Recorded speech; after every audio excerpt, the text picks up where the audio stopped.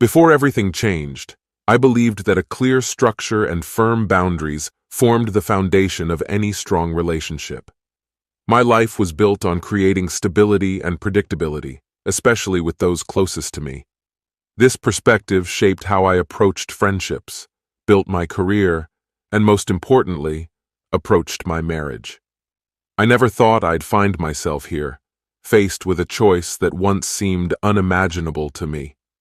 I've come to understand that life can throw unexpected challenges, and when they arise, there's no choice but to confront them head-on. It seemed that Lillian and I were perfectly suited for each other, or at least, that's what I believed. We shared a vision for the future, a family, growing old together. But over the past few months, subtle changes began to emerge, silent signals of tension that were hard to ignore. At first, it was small things, moments of distance, slight shifts in her behavior. I attributed it to life's pressures or the natural ups and downs that accompany marriage. But I didn't expect those subtle signals to be symptoms of something deeper and more alarming.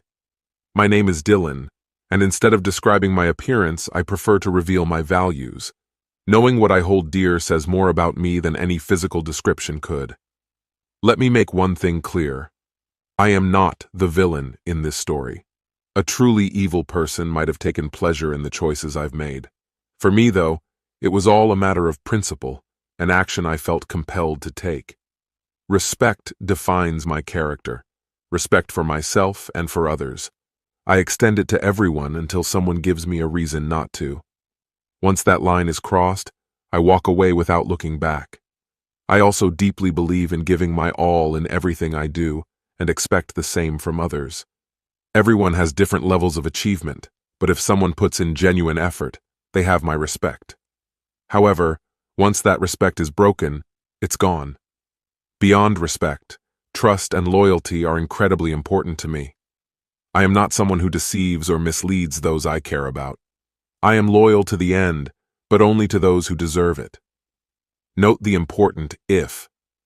Once trust is broken, loyalty and respect disappear along with it. Justice is another fundamental value to me. Good things should happen to good people, and bad things to those who deserve it. My worldview is somewhat traditional. If I've been betrayed, there won't be any legal proceedings to worry about. It's better just to avoid dark alleys. If I've given my word with a handshake and that word is broken, no one should be surprised if my name ends up in an obituary. I see myself as a thoughtful, romantic person with deep connections to others. I'm a strong advocate for gender equality, not just as a principle, but as a belief that gender shouldn't determine my perception of or expectations from someone. Perhaps it was this belief that led me to do what I did. Did I mention I'm meticulous? Let me take you back to the beginning. I suggested to Lillian, my wife of 11 years, that she distance herself from her friend Hazel, but she didn't take it seriously. Hazel moved into our neighborhood last year. Her husband, Carter, works shifts, and I've only met him a few times. I can't explain why, but something about Hazel made me uneasy, an intuitive feeling. However, I respected Lillian's freedom in choosing her friends.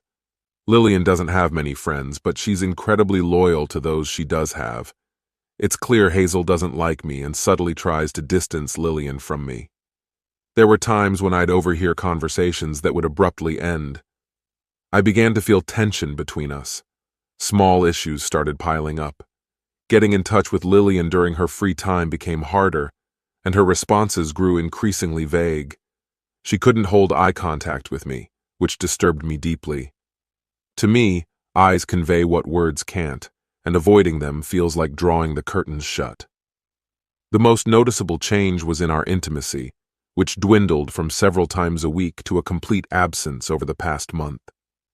Even more unsettling was that when I tried to initiate closeness, she initially seemed open, but then completely withdrew. It was as if the light in her eyes had gone out. I asked her more than once if something was wrong, but she insisted everything was fine. Last week, in desperation, I suggested we go to counseling. Lillian turned away and began to cry. When she calmed down, it seemed like she had something to say, but then she closed up again. The most confusing part of all this is that her behavior didn't align with someone still invested in us, except for one troubling thought. Could she be disappointed in me as a partner and seeking support elsewhere? That would explain her detachment, evasiveness, and avoidance of me. I can't shake the thought that she might be carrying a deep sense of guilt. This didn't make sense to me. We had only been trying for a few months when she suddenly grew distant, becoming cold and withdrawn without any explanation. If she wasn't going to come clean on her own, I would have to uncover the truth myself. Since Lillian managed our finances due to her flexible schedule, I knew I had to be cautious, leaving no traces that might alert her. So I decided to act discreetly.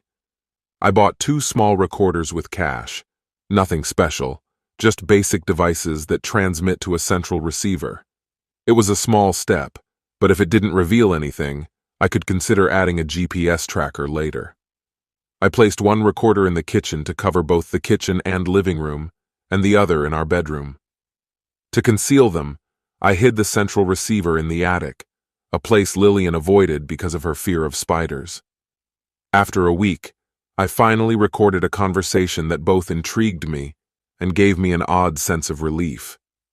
Though I didn't find direct evidence of infidelity, I was left feeling that there was something I didn't quite understand. The conversation took place in the kitchen on one of Lillian's days off. Hazel's voice was the first I heard. "So, what do you think, Lillian?" she asked. Lillian hesitated. "I don't know, Hazel. It was intense. But are you sure Carter actually likes it? He didn't seem particularly thrilled." Hazel laughed. "I told you, he doesn't always enjoy it at the moment. But afterward, he knows he's in for a week of incredible intimacy," she replied.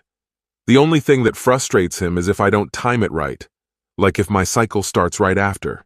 That happened once, and he was grumpy for days." "I just don't understand, Hazel," Lillian responded curiously. "How can you still respect him if he's into all this?" Hazel laughed again. "Oh girl, you haven't seen anything yet. Today was pretty tame. I'm usually much tougher on him, but today I went easy. It's only your second time watching this. Honestly, the thrill I feel when he's tied up, totally under control, and I let him choose what happens next.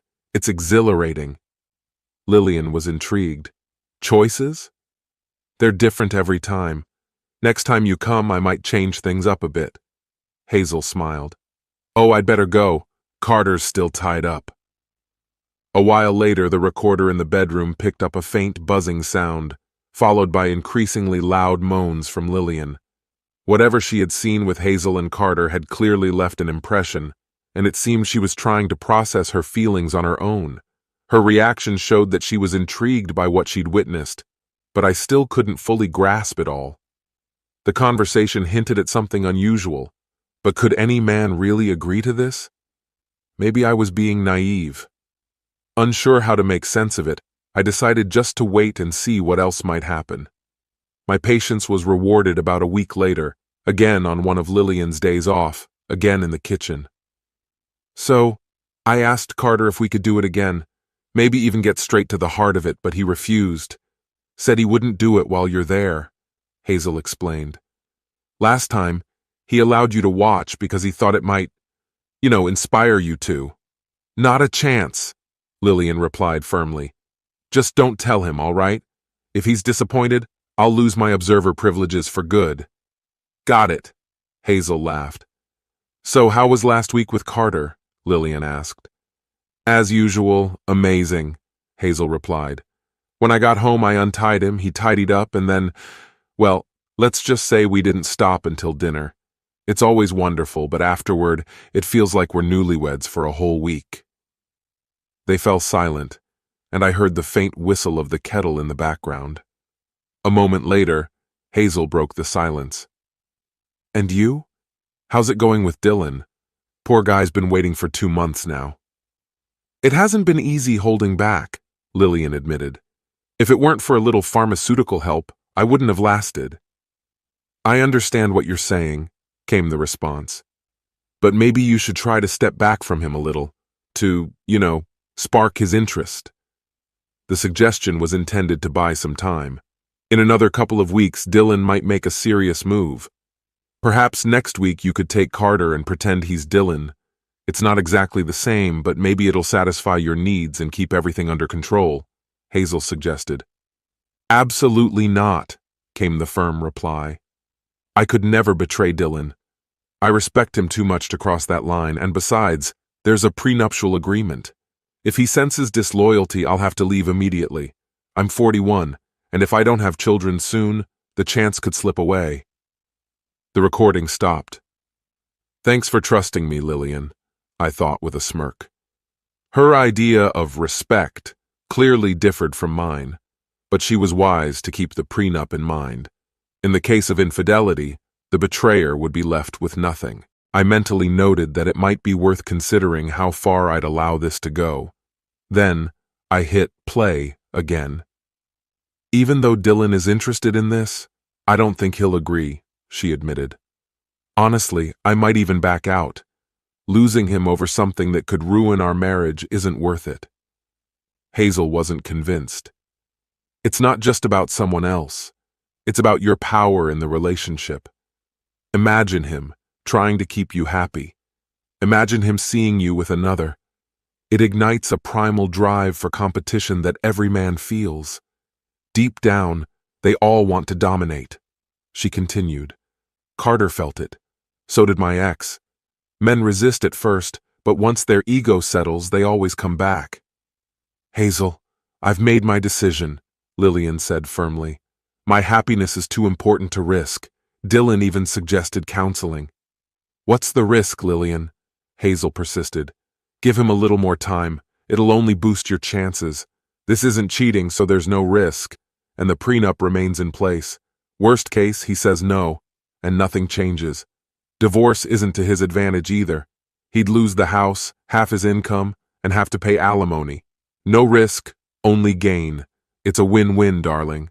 All right, Hazel, I'll think about it. Just don't wait too long or you might miss the moment, Hazel warned. How I'd react when their game reached its climax was still unclear, but each day the situation became more obvious. Hazel's proposal was unique. No man could have made it. At first, the thought of Lillian with someone else seemed foreign, but over time it took on a strange, undeniable allure.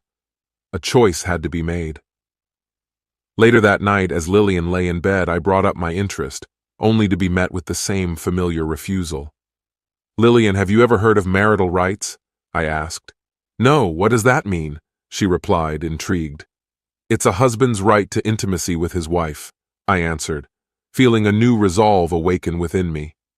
Well then, I'm declaring my anti-marital rights, she retorted. I took a deep breath, carefully choosing each word before finally speaking. If you keep shutting me out without any explanation and won't even consider seeing a counselor, will you allow me to find other ways to meet my needs outside of our marriage? Her reaction was immediate and intense, slicing through the silence on her side of the bed. What? Absolutely not. That can only happen here and nowhere else, she replied sharply, her voice a mix of anger and disbelief. For a moment, her expression shifted, revealing frustration, pain, and uncertainty. She abruptly got up, muttering, I need to talk to Hazel, and left the room. I lay there, listening to her hastily dialing a number from the kitchen. About half an hour later, she returned quietly, as if hoping I had fallen asleep. After a few moments, I gently said, Lillian, can't you see that everything Hazel tells you, it's tearing us apart? I let the words linger in the air. She's my friend, she replied defensively. Maybe you should reconsider that friendship if it's causing this much harm, I suggested softly. I don't know what exactly she's telling you, but this will only end badly. The next morning after she left for work, I took a ladder and retrieved a small recorder I'd hidden above the kitchen. I wanted to see if her conversation with Hazel would reveal anything crucial. The recording held a tense conversation, with Lillian discussing our exchange from the previous night. I had hoped for even the slightest willingness to reconsider her stance, but her words dashed any hope I had. Her voice was emotional, almost pleading, as she asked Hazel, Are you sure about everything you've said before?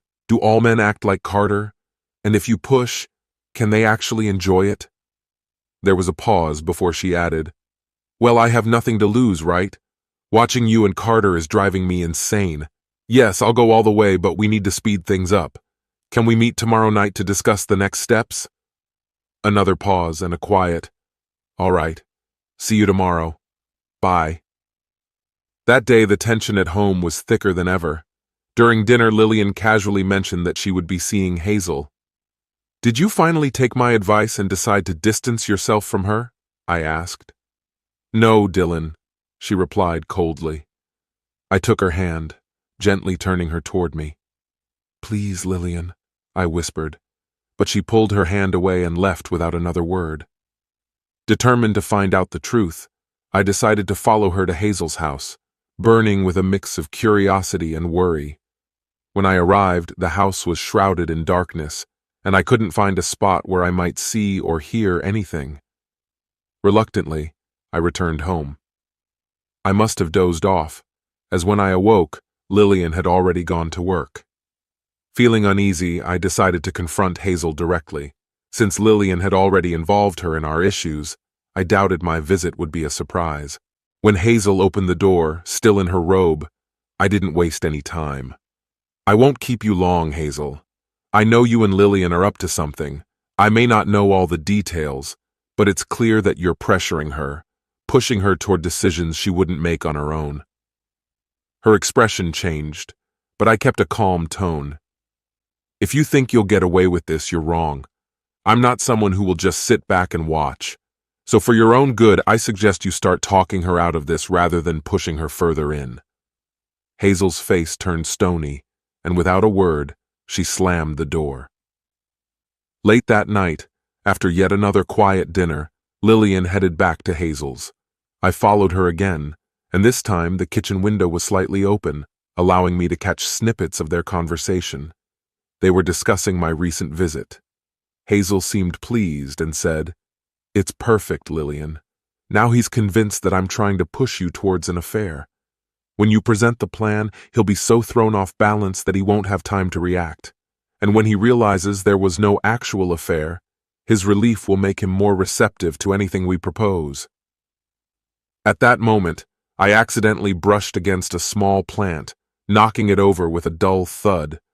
I quickly retreated, making sure to return home and get into bed before Lillian came back. The next evening, when I arrived home, I was greeted by the aroma of an exquisitely prepared meal. Lillian had indeed gone all out, paying attention to every detail in taste and presentation. I thought, so it begins.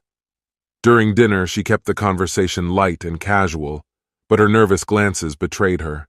I waited, anticipating that she would finally bring up whatever was on her mind. But when it was time to go to bed, she still hadn't said a word. To encourage her, I moved closer, touching her lightly. Initially, she responded, but soon she pulled away. Did I do something wrong? I asked, trying to sound casual. Lillian, maybe we should consider seeing a marriage counselor? As expected, this suggestion irritated her. The next morning, I decided to try a different approach. I discreetly removed a spring from the battery compartment of her personal item in the bathroom. If she was playing hard to get, I would play along. The following 2 nights went the same way. On one of those nights, I noticed Hazel quickly leaving our house after I returned from golf. It was a Saturday morning, so I pretended I needed to sleep early for the morning service, heading to bed at 9:20 p.m., hoping she would open up once we were alone in the dark. Lillian joined me shortly after. As we lay there in silence, I broke it. All right, Lillian. What's going on? She didn't respond, so I continued. It feels like you're hiding something. You've been distant for almost 2 months now. Is it something with intimacy? Or is there something else you want to tell me? Are you seeing someone? Dylan, how could you even think that? She burst out. I love you and would never do such a thing. Then please, tell me what's happening, I replied, trying to stay calm but firm. Otherwise, I might have to rethink everything. After all, there are always other options. She looked taken aback. What options? I answered. Professional, mainly. I stay fit, and not to sound arrogant, but I look pretty good. Let's just say there's rarely a week without some interest. She sighed heavily. All right, Dylan. Give me a minute and I'll explain, she said, collecting her thoughts. After a few moments, she started hesitantly. Dylan, I've never cheated on you and never will, but there's something new I've been wanting to try. She hesitated, then continued. I know you're not especially fond of Hazel, but she's been sharing things about her and Carter that seem a lot more thrilling than what we do. Surprised, I interrupted her. Wait, all these years you've never had any complaints? I know, Dylan. You've always been attentive and I've been content. But after hearing from Hazel, I think this might be something worthwhile, something to try just a couple of times, before we fully settle into family life. Are you sure she's not just exaggerating to excite you? I asked, suspicious. No, she sounded genuinely enthusiastic, she replied, barely containing her excitement. I decided not to press further. So, I asked, bracing myself, what exactly do you and Hazel have planned? Uncertainty gnawed at me. I wasn't sure if I truly wanted to hear what she was going to say. But Lillian dispelled the last traces of ambiguity with her straightforwardness. It's really not that big of a deal, Dylan. Hazel is intimate with other men right in front of Carter, she said, as if it were common knowledge. For them, it's nothing serious, nothing romantic. It's not considered cheating since Carter is present and observing. I paused, needing clarification. Are you saying it's like some sort of threesome? No, Dylan, she replied without hesitation. You won't be involved at all, just another man. Lillian continued explaining, sharing Hazel's perspective on the situation. Hazel describes it as a sort of betrayal, as she calls it. She says she gives herself to another man, but with Carter's gift, the fact that he can watch. She likes that he's part of it as a spectator, and then afterward, they reconnect by being intimate again. According to Hazel, this is what Carter values most. It makes them feel passionately close for a few days. I tried to sound casual. We haven't felt that kind of closeness in a long time, since our honeymoon. Lillian nodded, not paying much attention. If you feel uncomfortable watching, Hazel suggested that you could leave the house at first, but she thinks it should happen in our bed, as a sign of your willingness to share this space for love. Still, Hazel believes it's better if you're there. She thinks that by staying, you'll see that it's purely physical, and if you're not there, you might start wondering, was he better, or could I start having feelings for him? Lillian let these words hang in the air, waiting for my reaction. I sighed. Lillian, if we decide to try this, and that's still far from certain, I would stay. Gathering courage, I asked, but where in all this are you really showing that you love me? She looked at me, giving a gentle smile. Every time, Dylan. Every time I come back to you, I show that you're my only true partner, my true love. I see, I muttered bitterly. Love, through leftovers. She blinked, not understanding. What do you mean? She asked, genuinely puzzled. Never mind, I replied. But if we're so mismatched, if I can't satisfy you, why not just open up the marriage? Or, I added with a half-serious smirk, why don't we bring in another woman so it brings joy to both of us? No, she replied, her expression turning firm. The thought of you with another woman disgusts me. It just feels unnatural to me. I can't allow that. I decided to push a bit more. Well, what if you brought in another woman and I just watched you enjoy each other? Ew, Dylan, she grimaced.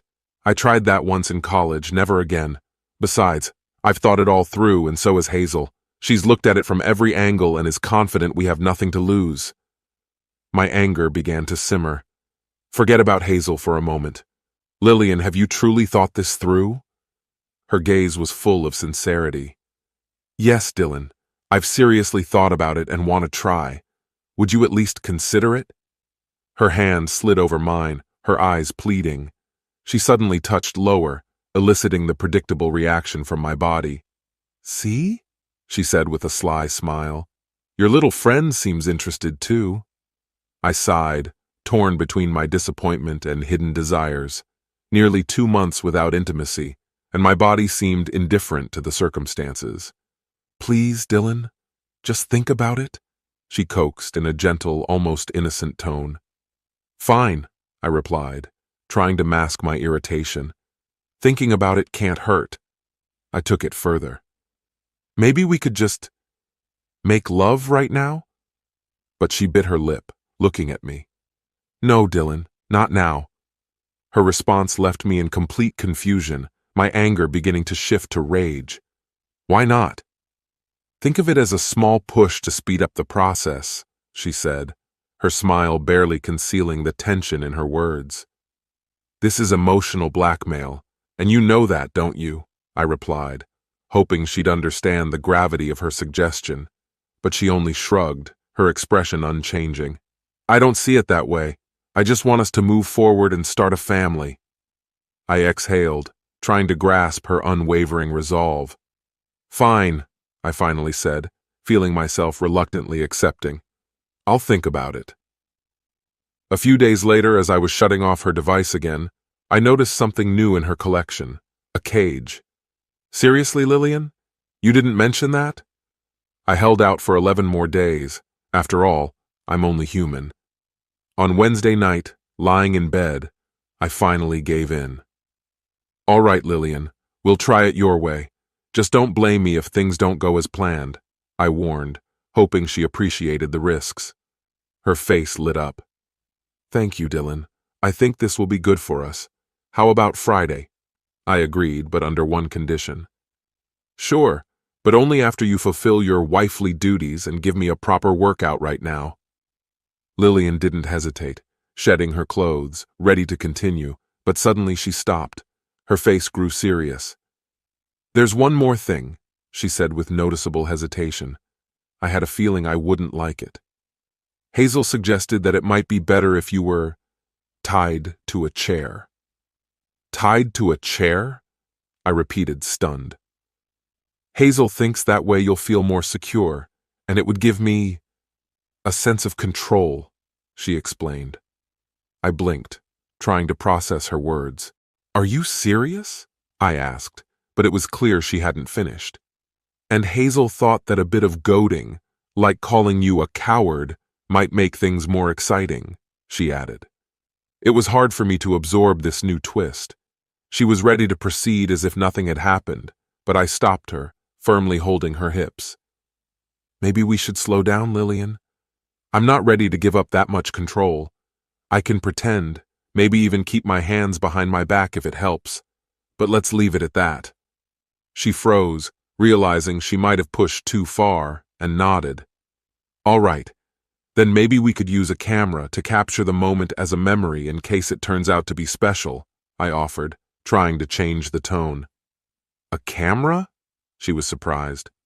"I thought maybe we could record it in case it's a one-time thing." She thought about it, then nodded.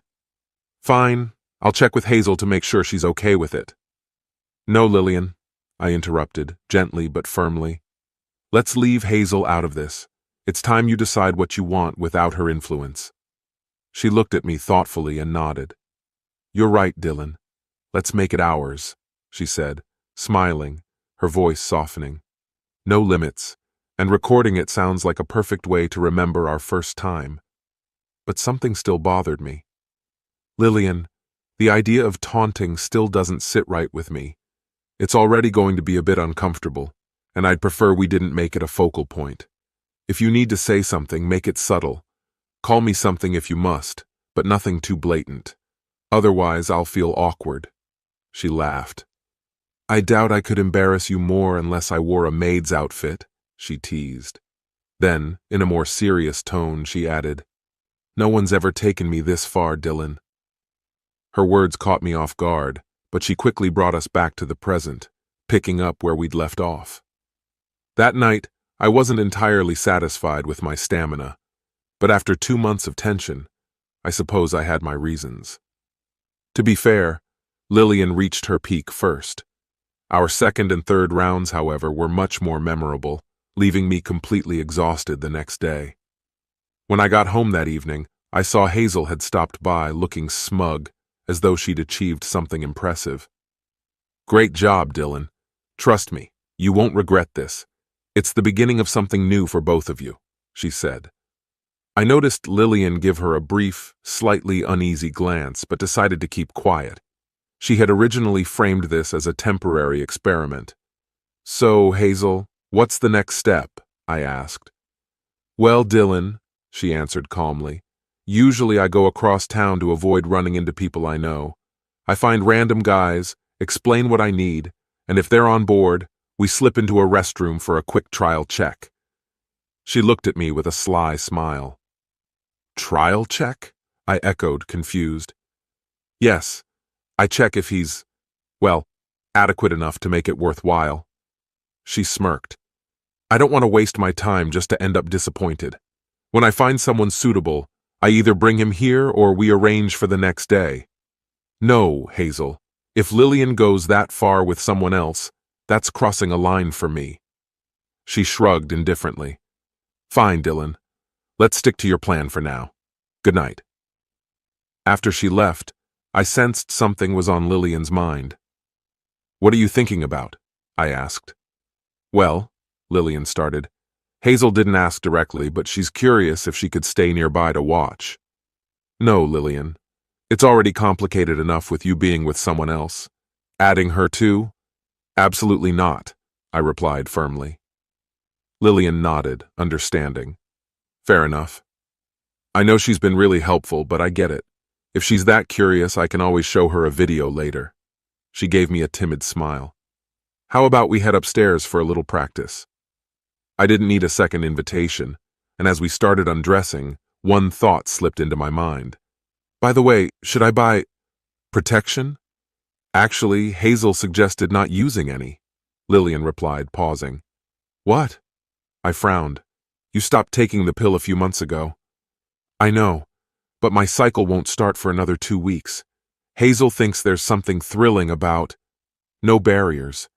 She says husbands feel primal, reclaiming their place after everything. It's supposed to be intense and territorial." She hesitated. "I know it's risky, but it's kind of exciting." "No, too risky," I said firmly. All right, she relented. "So shall we head upstairs?" "To be honest, I'm not in the mood anymore," I muttered, feeling irritated. "Fine, we'll skip it," she replied quietly. "But maybe, could you use one tonight?" she asked, giving me a shy smile. "I want to feel fresh for tomorrow." I just shook my head. "Forget it." "All right. Good night, Dylan," she said, ending the conversation. Lillian was so absorbed in all this that she took Friday off. When I got home, she had completely transformed the bedroom. Pillows were arranged everywhere, lighting dimmed to a perfect glow, a lamp softly illuminating the bed. When Hazel arrived to pick her up, Lillian was practically glowing with excitement, dressed and ready in record time. I reminded them both that, considering the distance, I expected them back within 90 minutes. 2 hours had passed before they returned with the man Lillian had chosen. In their absence, I tried to occupy myself, but it felt as though every second dragged on endlessly. I kept glancing at the clock repeatedly, almost certain that time had stopped. When they finally arrived, Hazel was nowhere in sight. I was introduced to Grayson, who looked about a decade younger than Lillian and me, with an aura of captivating charisma. Grayson seemed a bit tense, but when I reassured him that I fully supported Lillian in this endeavor, he visibly relaxed. I explained the rules in detail, noting that I would sit in a chair, only pretending to be tied up. Lillian believed that the effect would be stronger if they completely ignored my presence and even humiliated me with words, treating me as if I were invisible. Grayson agreed to everything, including recording the event, and even surprised me by asking for a copy for himself. Lillian was practically trembling with excitement, barely containing her anticipation. Seeing her so enthusiastic had a similar effect on me. When everything was ready, I went up to the bedroom where a chair was positioned to provide a clear view of the bed. Since I was to act as if I were bound, I avoided touching the chair and its restraints. I undressed, knowing this was exactly what Lillian had anticipated, and sat in the chair, careful not to disrupt the atmosphere with unnecessary movements. The chair was placed by the door at an angle that provided a good view of the bed. I carefully set the camera on the armrest, ensuring it was recording, then placed my hands behind my back, anticipating the moment. This was the culmination of weeks of planning, and I didn't have to wait long. Lillian and Grayson entered, impatiently shedding their clothes as they approached the bed. As the last layer of clothing fell from Grayson, I noticed he wasn't physically as imposing as I was, something that seemed to flash momentarily across Lillian's face. He quickly took the initiative. A hint of disappointment flickered on Lillian's face as she realized he wasn't interested in any foreplay. She usually enjoyed a slow build-up, but Grayson was focused, diving straight into it. Within minutes, he stopped, leaving little time for the taunting Lillian had planned. He muttered something like, "This is how a real man does it." But the moment was too brief and didn't deliver the intensity she had hoped for. Without hesitation, he rolled aside, leaving Lillian to feign satisfaction. She glanced at me several times, particularly at the blinking light of the camera, as if performing for an invisible audience, though her expression spoke volumes. The entire setup was meant to humiliate me, and she threw herself fully into the role. With irony, she said, "Thank my husband for this. I would never have come up with something like this without his suggestion." Then, turning to Grayson, she added, "Go on, show me what he never could." When I later reviewed the recording, I saw her casting pleading looks at me, mouthing the words, "Please, Dylan, I'm enjoying it." By that time, I had already left the room, unable to bear her distress any longer.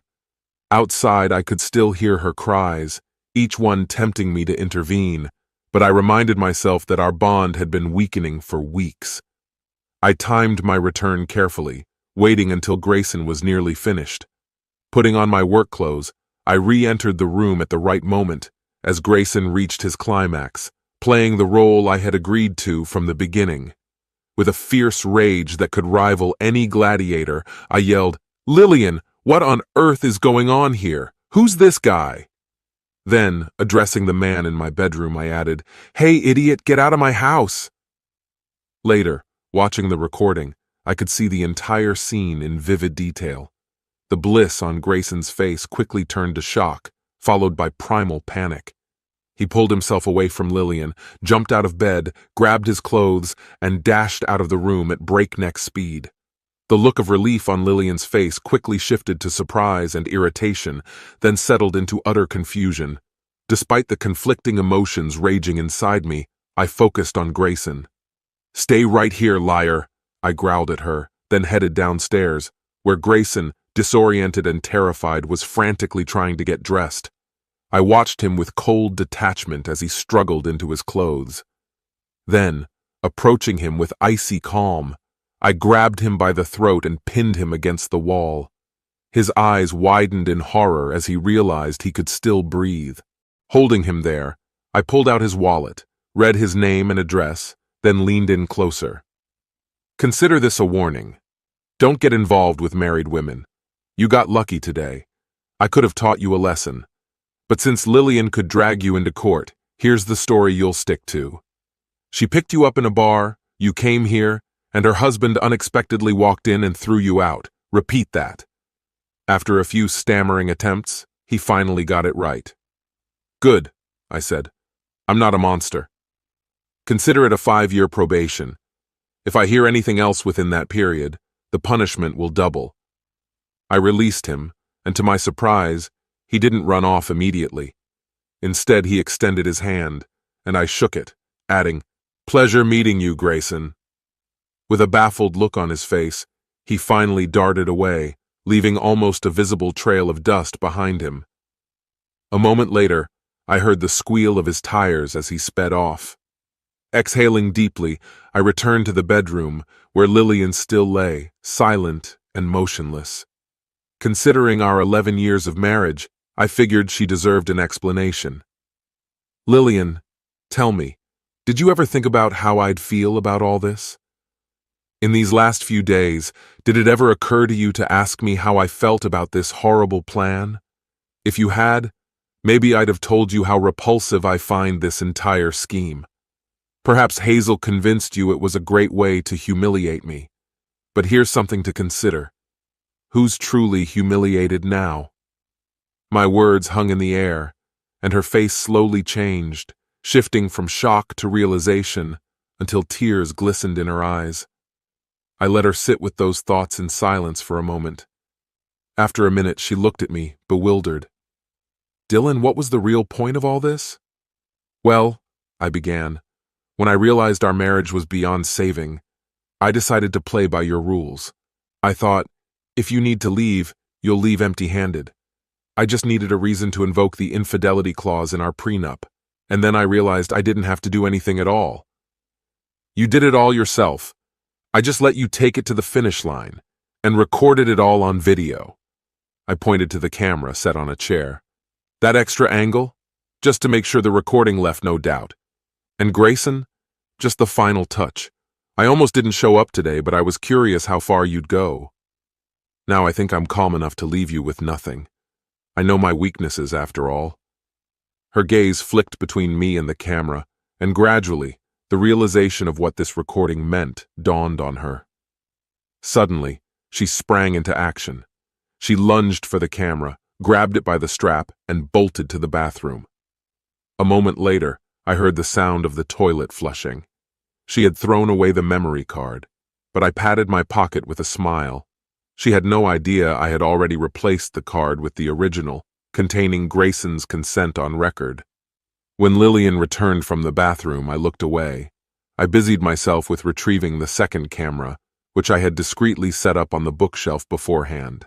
It was strategically placed to capture the entire bed, but exclude both the chair and the doorway. While I adjusted the camera, my thoughts drifted back to the past few days, recalling one or two instances when someone had likely spoken directly to the person sitting in that chair. This could have disrupted the sound recording, but I'd already thought about how easily I could explain it as a battery issue. I only hoped no one would check closely enough to realize that the camera was actually plugged into the outlet. Lillian was watching me as I handled the camera, lost in her own defeat. She looked crushed. A part of me wanted to explain myself. Honestly, I'd always treated her with respect and warmth, until she and Hazel decided to blackmail me. I would have gladly built a family and a future with her, but somewhere along the line, she made a wrong turn. Here's some advice for her next marriage.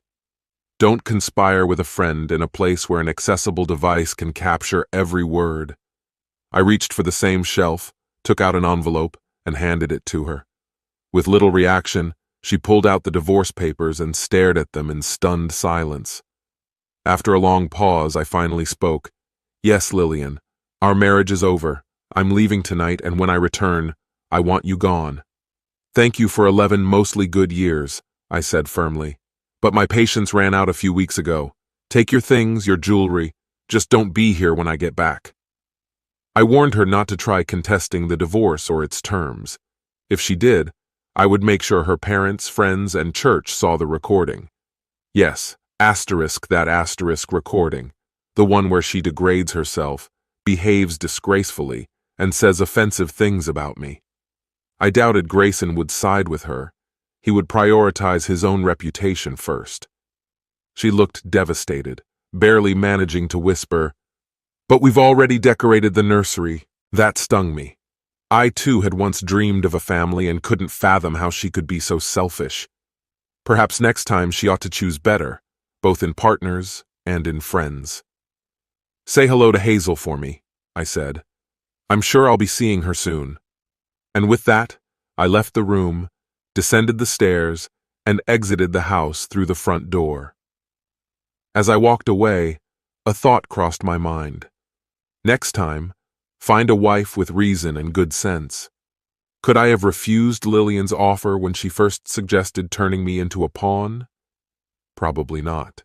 She had an insatiable thirst for power that would have emerged sooner or later. The very suggestion was insulting. Who enjoys being manipulated? But there was still one unresolved question: the true mastermind behind all this. I didn't need to look out through the slightly parted curtain to know precisely where she was. Hazel wouldn't have missed the chance to revel in my humiliation. This was her reward after months of scheming. I grabbed the handle of the pickaxe I'd left by the door and walked around the house. I didn't find her by the bedroom window as I had expected, but I saw her crouching in the bushes by the door, ready to comfort Lillian as soon as I left. Our eyes met when she noticed the pickaxe in my hand, realizing what was happening. She knew that her camera, her watch, and her rings could disappear if I staged this as a robbery. We both understood the silent truth that passed between us. She had no choice but to remain silent, unless I decided to silence her for good. After a moment, I took a step forward. Hazel, terrified, covered her head with her hands and began to plead for forgiveness. But I couldn't forgive her. Someone with a cruel nature might have taken pleasure in what I did, but that's not me. I could admit that there was a certain satisfaction in this ending. Leaving a life that had once held me captive, I felt a swirl of emotions, none of them truly fulfilling. Instead, there was an emptiness within me, formed from the wreckage of what had once been precious. This wasn't the ending I had ever envisioned for myself or for Lillian. Yet there I was, stepping away from a marriage that had slowly crumbled from the inside out. When the truth finally surfaced, it proved darker than I had anticipated, but at least the weight was gone. That wasn't my goal. For weeks, maybe even months, I clung to hope, convinced that there was still something worth saving. I wanted to believe that the love we had nurtured could withstand this chaos. But no optimism could mend the cracks left by deception and betrayal. The seeds of destruction had been sown long before I first pressed the record button on the voice recorder. As I drove away for the last time, Hazel's house faded in the rearview mirror. A part of me wanted to turn around, confront her, make her pay for everything she had done, not only to my marriage, but to my peace of mind. Hazel had been toxic from the start, insidiously corroding everything around her, pulling Lillian under her influence. But turning back would serve no purpose. I had gained what I needed most, my freedom. Any hold she once had over me was gone. I was finished with both of them. The house I left behind seemed smaller, the once cherished memories reduced to insignificance. The place where we had once built plans for the future and dreamed of children now felt like a mirage, a life that no longer belonged to me. I no longer felt sadness. That feeling had been replaced by something sharper, clarity, and along with that clarity came resolve. Ahead lay lawyers, documents, asset division, but none of it mattered anymore. The only thing that counted was that I was in control. The evidence I had gathered, though painful, was undeniable. I would leave with the house, the savings, and my sense of dignity, while Lillian would be left to sift through the remains of the life she had shattered. Hazel would return to her games, perhaps finding another victim to manipulate, but she would know that she couldn't fool me that easily. She'd understand that I wasn't someone who could be deceived so readily. As for Lillian, I pictured her sitting among the ruins of our shared past, wondering where everything went wrong. Perhaps then she would grasp the depth of her loss, but by that time, it would be too late. By then, I would have already started a new life with someone who valued loyalty and respect as much as I did. Starting over wouldn't be easy. I knew that. Trust would take time to rebuild, and the wounds of betrayal would heal slowly, but I would hold to the values that had always defined me: trust, loyalty, respect. These were principles I'd held long before this marriage and would continue to uphold after. I refused to let this break me. On the contrary, this experience had strengthened me, bolstered my resolve.